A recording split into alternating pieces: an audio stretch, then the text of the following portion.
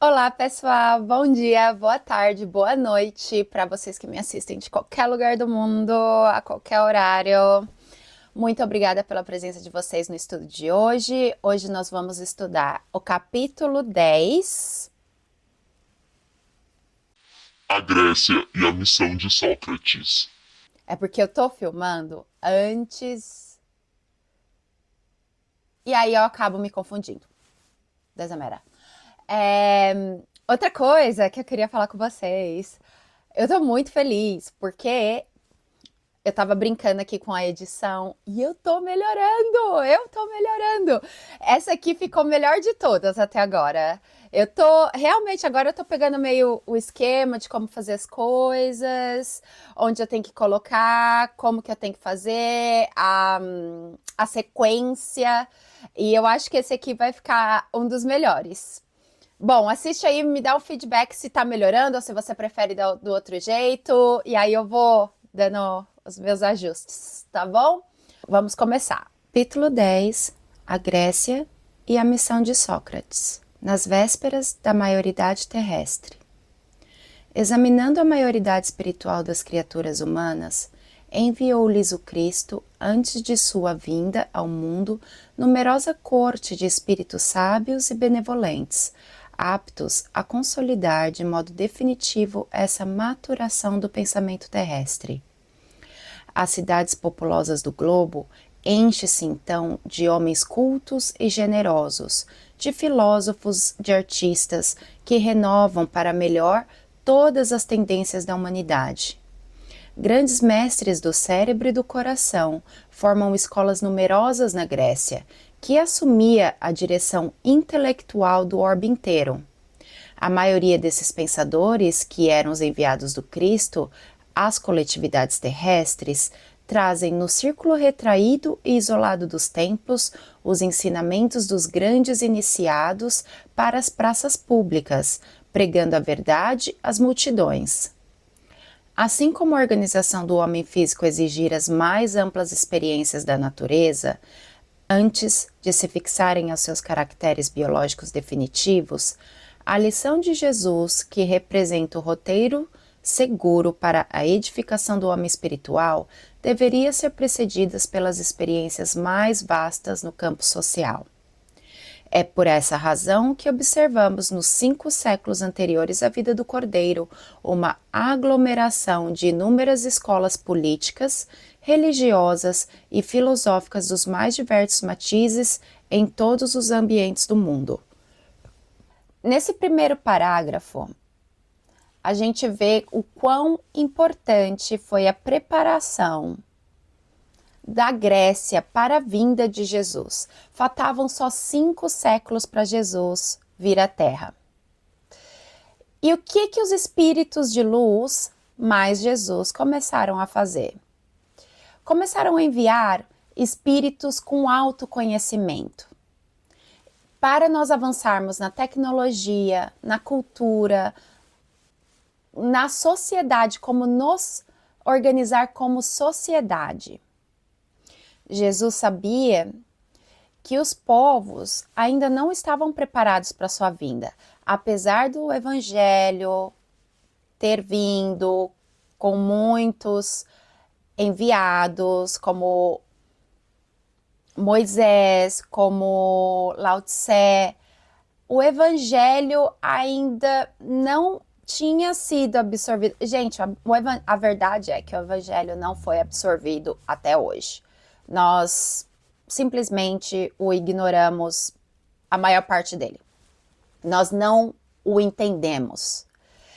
E imagine naquela época, onde a escrita não era parte comum de todos os povos, onde as pessoas tinham mais dificuldade de se comunicar, não havia internet.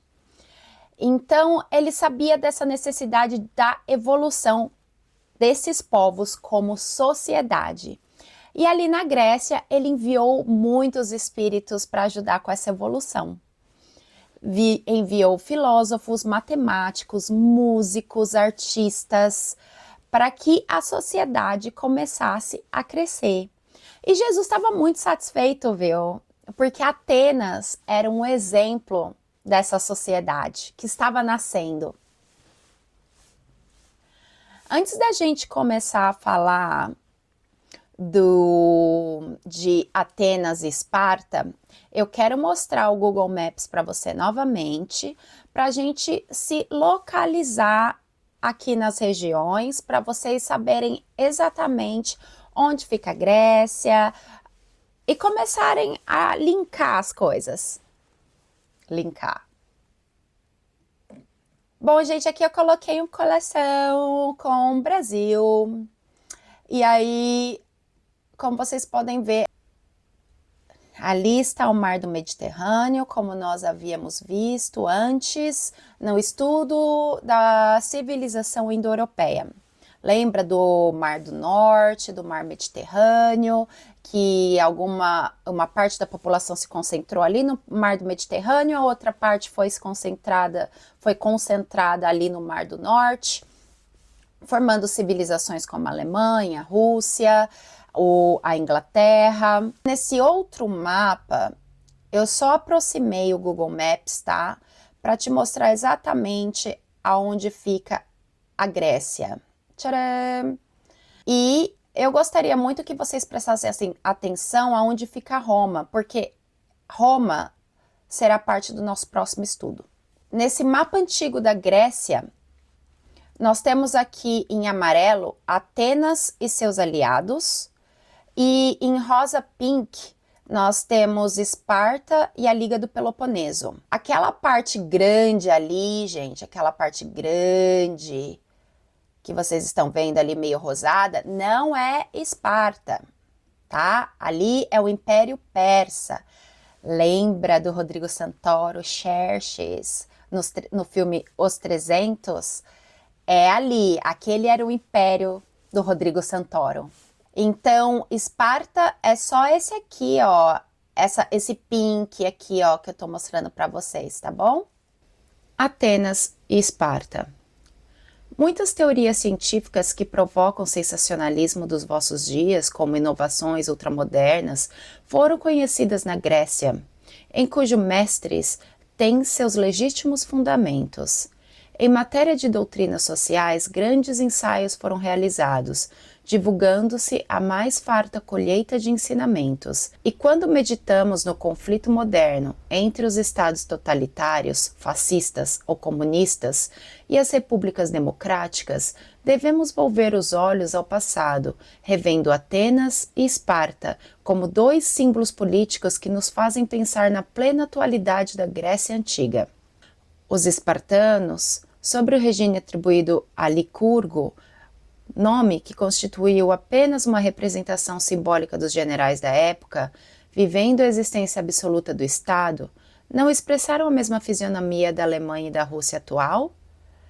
A legislação de Esparta proibia o comércio, condenava a cultura, cerceando o gosto pessoal em face das bagatelas encantadoras da vida e do sentimento. Decretou medidas de insulamento, maltratando os estrangeiros, institui a uniformidade dos vestuários, incumbiu-se na educação das crianças através dos órgãos do Estado, mas não cultivava a parte intelectual, abalando todo o edifício sagrado da família e criando muitas vezes o regime do roubo e da deleção em detrimento das mais nobres finalidades da vida. Por essa razão, Esparta passou à história como um simples povo de soldados, espalhando a destruição e os flagelos da guerra, sem nenhuma significação construtiva para a humanidade. Atenas, ao contrário, é o berço da verdadeira democracia, povo que amou profundamente a liberdade. Sua dedicação à cultura e às artes iniciou as outras nações no culto da vida, da criação e da beleza. Seus legisladores, que como Solon, eram filósofos e poetas, reformaram todos os sistemas sociais conhecidos até então, protegendo as classes pobres e desvalidas, estabelecendo uma linha harmônica entre todos os departamentos da sociedade, acolhendo os estrangeiros, protegendo o trabalho, fomentando o comércio, as indústrias, a agricultura. Lá começou o verdadeiro regime de consulta à vontade do povo, que decidia em assembleias numerosas todos os problemas da cidade venerável. E é fácil reconhecer aí o início das democracias modernas, que agora se organizam nas transições do século XX, para a repressão de todas as doutrinas nefastas da força e da violência. É muito interessante que no mesmo local surgiram duas nações muito fortes dentro da Grécia, que foi Atenas e Esparta. Esparta, lembra dos 300? Eles eram guerreiros. Eles não tinham uma sociedade democrática. A legislação de Esparta proibia o comércio, maltratavam os estrangeiros, tinha muita corrupção, era uma sociedade autoritária. Na Grécia Antiga, Esparta era uma sociedade voltada quase exclusivamente para a guerra, governada por uma oligarquia militar e tinham 2 reis com funções religiosas e militares. Eles também haviam um conselho de anciões e a Ápela, uma assembleia de cidadãos que na prática quase não tinha voz. Desde a infância, os espartanos eram treinados para servir o exército, que era a base deles de disciplina e obediência e de força. A força era o pilar da educação. Já Atenas florescia como modelo político oposto à democracia direta. Os cidadãos homens atenienses maiores de idade já poderiam votar e propor leis na eclésia, a Assembleia Popular. Atenas também valorizava a educação, filosofia, arte e o pensamento crítico. Figuras como Sócrates, Platão e Aristóteles emergiram desses ambientes livre e questionador.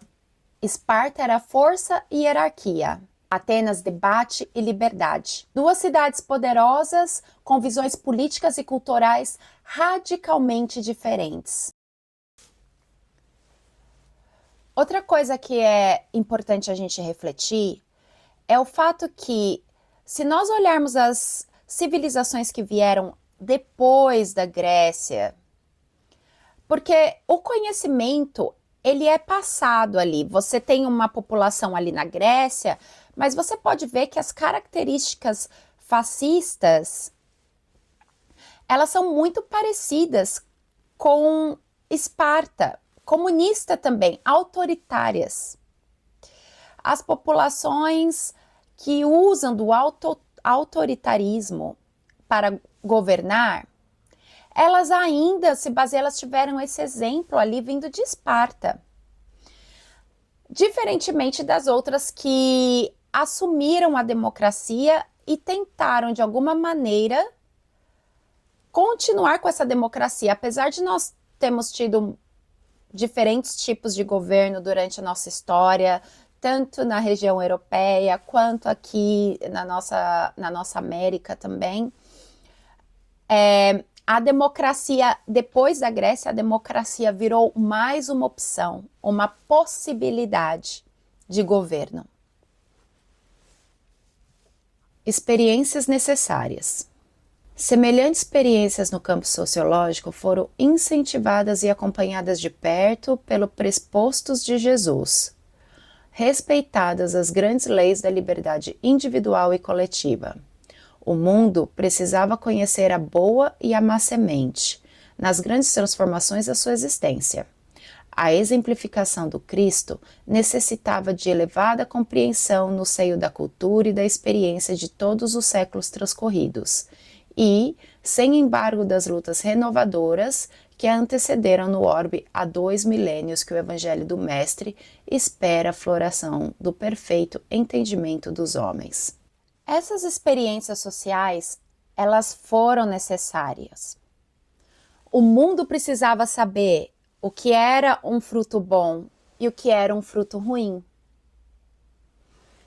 E Jesus precisava desse berço, desse entendimento da população um pouco mais aberta à liberdade, um pouco mais aberta à fraternidade. Para que o seu evangelho conseguisse ser entendido por um número maior de pessoas. A Grécia.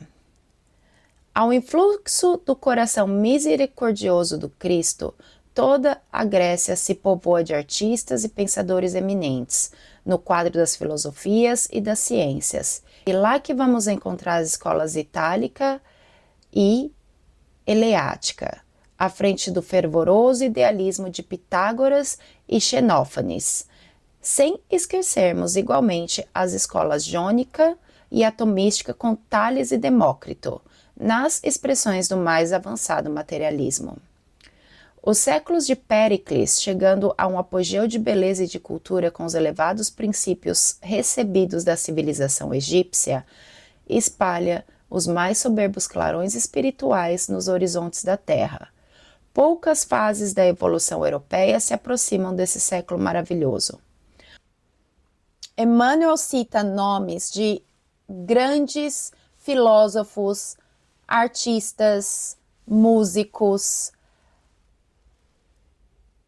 que trouxeram muita riqueza para a nossa cultura e para a nossa civilização. Emmanuel diz também que a tecnologia que nós temos hoje, os gregos já sabiam. Eles já sabiam das coisas. Não toda a tecnologia, mas a física, a astronomia, os gregos já sabiam. O Salvador contempla suas alturas, essa época de elevadas conquistas morais, cheio de amor e de esperança. O planeta terrestre aproxima-se da sua maioridade espiritual quando, então, poderia ele nutrir o coração humano com a sementeira bendita da sua palavra. Envie então às sociedades do globo o esforço de auxiliares valorosos nas figuras de Ésquilo, Eurípedes, Heródoto e Tucídides, e por fim a extraordinária personalidade de Sócrates, no intuito de realizar o coroamento do esforço decidido de tantos mensageiros. E olha que legal, né, gente? Esses filósofos enviados por Jesus ali na Grécia, em Atenas, eles fizeram um trabalho muito bom. E Jesus estava ali, observando ali do alto, muito feliz que nós, terráqueos, estávamos alcançando a nossa maioridade espiritual. Que finalmente nós estávamos avançando em direção à fraternidade. Sócrates. É por isso, de todas as grandes figuras daqueles tempos longínquos, somos compelidos a destacar a grandiosa figura de Sócrates na Atena antiga. Superior a Anaxágoras, seu mestre, como também perfeitamente interpretado pelos seus 3 discípulos mais famosos, o grande filósofo está aureolado pelas mais divinas claridades espirituais no curso de todos os séculos planetários. Sua existência, em algumas circunstâncias, aproxima-se da exemplificação do próprio Cristo. Sua palavra confunde todos os espíritos mesquinhos da época e faz desabrochar florações novas de sentimento e cultura na alma sedenta da mocidade. Nas praças públicas, ensina a infância e a juventude o formoso ideal da fraternidade e da prática do bem, lançando as sementes generosas da solidariedade dos prósperos. Mas Atenas, como cérebro do mundo de então, apesar de seu vasto progresso, não consegue suportar a lição avançada do grande mensageiro de Jesus. Sócrates é acusado de preventer os jovens atenienses, instilando-lhes o veneno da liberdade nos corações. Sócrates foi ensinado por essa pessoa com nome difícil. Deixa eu ler. Anaxágoras. Sócrates foi ensinado por Anaxágoras. E ele ainda superou o seu mestre em conhecimento. Sócrates também tinha 3 discípulos que não conseguiram passar fielmente os conhecimentos recebidos do seu mestre. Um deles era Platão, muito conhecido. Sócrates, ele foi uma imagem muito importante para a nossa evolução. Ele era muito inteligente e ele, com a filosofia grega, ele passava o conhecimento do evangelho e ele foi fiel a todo esse conhecimento e ele sabia da sua missão. Preso e humilhado, seu espírito generoso não se acovarda diante das provas rudes que lhes atravessam no cálice de amarguras. Consciente da missão que trazia, recusa fugir do próprio cárcere, cujas portas se lhe abrem às ocultas pela generosidade de alguns juízes. Os enviados do plano invisível cercam-lhe o coração magnâmico e esclarecido. Nas horas mais ásperas e agudas da provação, e quando a esposa, Xantipa, assoma as grades da prisão para comunicar-lhe a nefanda condenação à morte pela cicuta, ei-la exclamando no auge da angústia e desesperação: Sócrates, os juízes te condenam à morte. Que tem isso? Responde resignadamente o filósofo. Eles também estão condenados pela natureza. Mas essa condenação é injusta, soluça ainda a desolada esposa. E querias que ele fosse justa? Senhor do seu valoroso e resignado heroísmo, Sócrates abandona a terra, alcançando-se de novo aos páramos constelados onde guardava a bênção de Jesus. Contudo, pessoal, lembra quando nós falamos que nós tivemos que preparar o ambiente para Jesus? Sócrates foi um desses espíritos que veio preparar a população para a vinda de Jesus. A sociedade ainda não estava pronta para o conhecimento fiel do Evangelho, para o conhecimento claro, sem sombras, sem desvios. Porque Sócrates, ele conseguiu trazer esse conhecimento.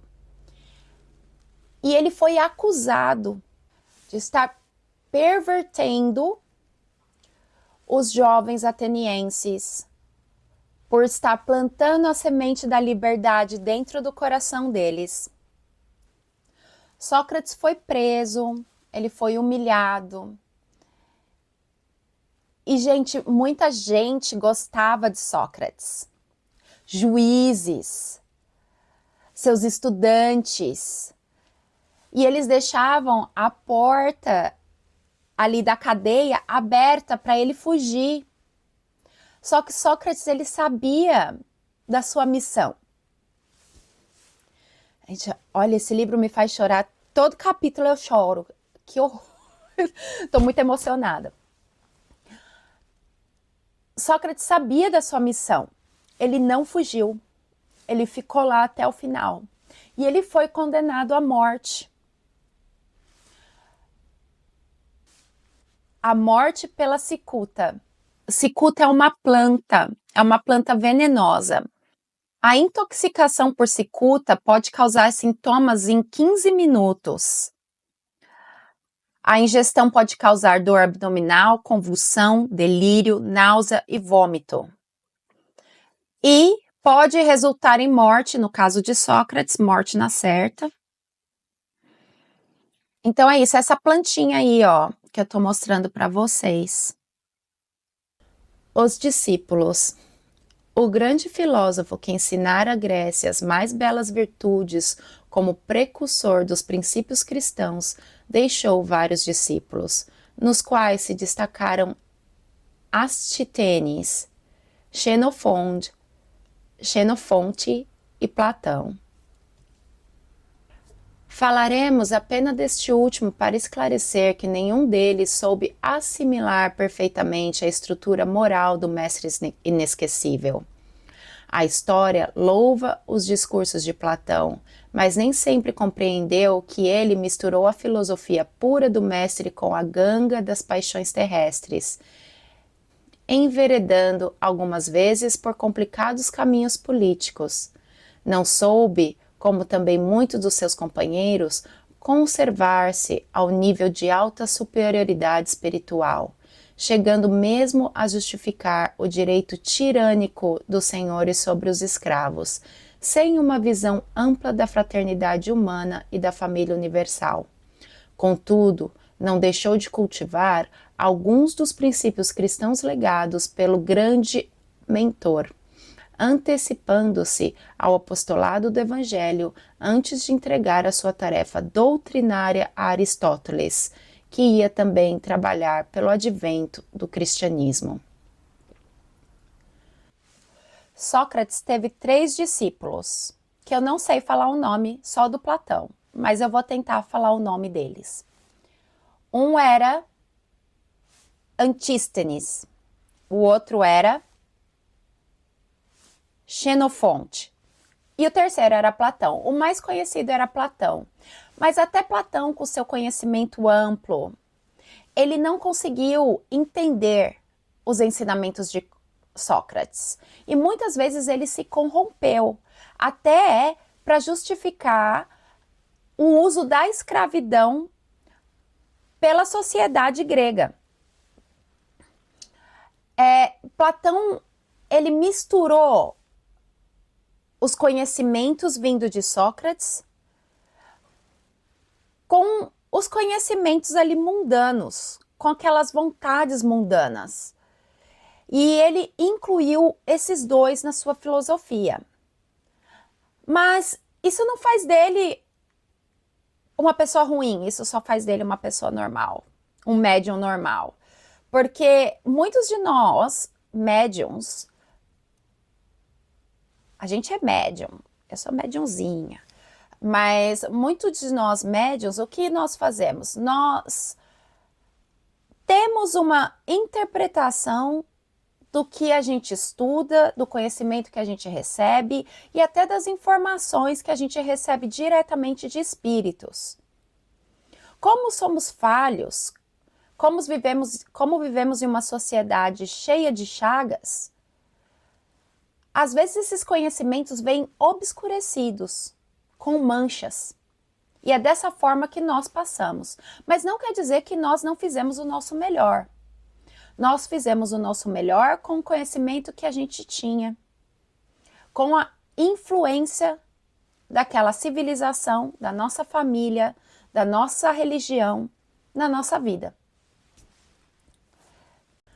Provação coletiva da Grécia.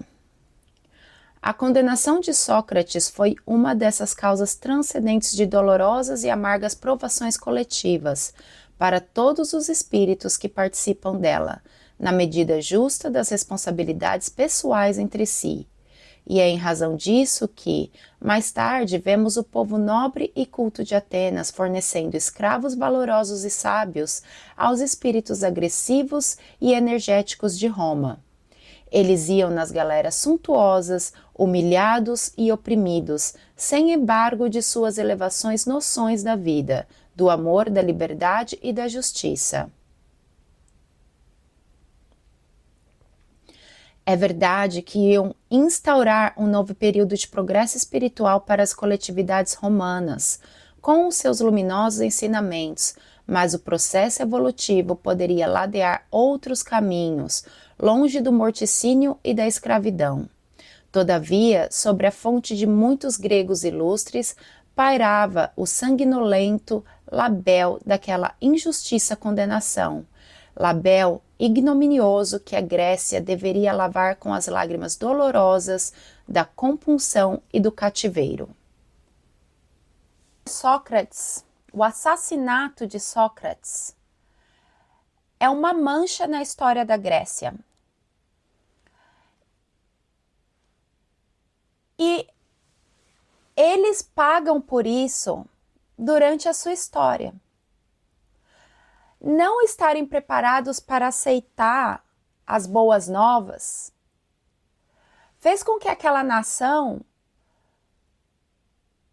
se desintegrasse, chegassem ao declínio. Os atenienses vendiam cabeças no sentido de pessoas muito intelectuais, pessoas inteligentes que iriam trazer mais sabedoria, mais progresso para a Grécia, para Roma, como escravos. É claro que essas pessoas elas iriam ajudar no progresso de Roma, mas olha como seria mais difícil. Elas iriam começar ali sua caminhada já como um escravo. Como você chegar a um ambiente ou passar um conhecimento ali como escravo, ninguém te ouve. A história poderia ter tido mais progresso se os gregos tivessem aceito Sócrates e os seus conhecimentos de liberdade e fraternidade tivessem se espalhado mais. E a Grécia acabou pagando o seu preço, né? A Grécia chegou ao seu declínio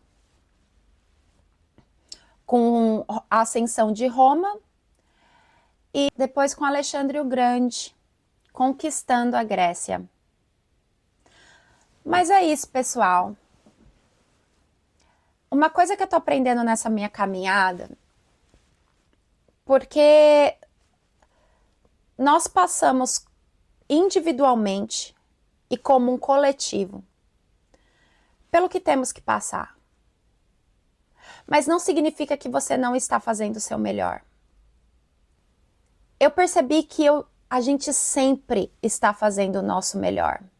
Até quando você fala, eu podia ter feito um pouco melhor, mas se você pudesse ter feito um pouco melhor, você teria feito. Mas você não fez. Cada situação na nossa vida que a gente enfrenta tem todo um conhecimento, tem toda uma experiência, tem todo um trauma, tem toda uma emoção atrás. E quando você vai fazer um julgamento do que fazer ou de como reagir, você usa tudo aquilo que está atrás para te auxiliar na sua decisão. Às vezes você pode se dar conta que você poderia ter feito melhor. Mas naquele momento, você não tinha essa informação. Você só ficou sabendo que você poderia fazer melhor quando você viu a consequência do seu ato. E é dessa forma que nós aprendemos. Com a história, não só das civilizações, mas com a história da nossa vida. Tá bom? Deixo para vocês mais esse estudo. Eu tô muito feliz que eu tô melhorando. E eu espero que vocês tenham uma ótima semana, um ótimo dia, um ótimo mês. Que Deus abençoe cada passo de vocês.